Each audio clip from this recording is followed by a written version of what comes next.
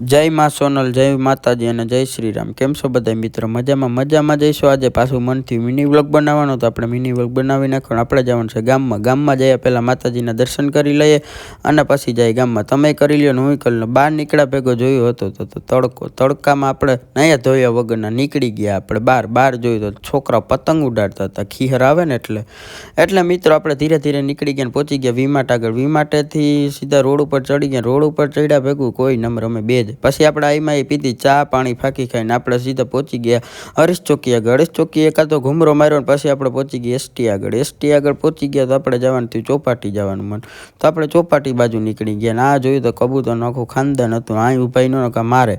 પછી આપણે પહોંચી ગયા સીધા ચોપાટી અમે બે જ કોઈ નંબરે તડકા ધૂમના બે બેઠા હતા ચોપાટી। આપણે ચશ્મા બસમાં લગાડી લીધા ને બેઠા હતા ચોપાટી, ને ચોપાટીથી સીધા નીકળવા માંડ્યા ઘર બાજુ ને આવું કંઈક સનસેટ થતું હતું।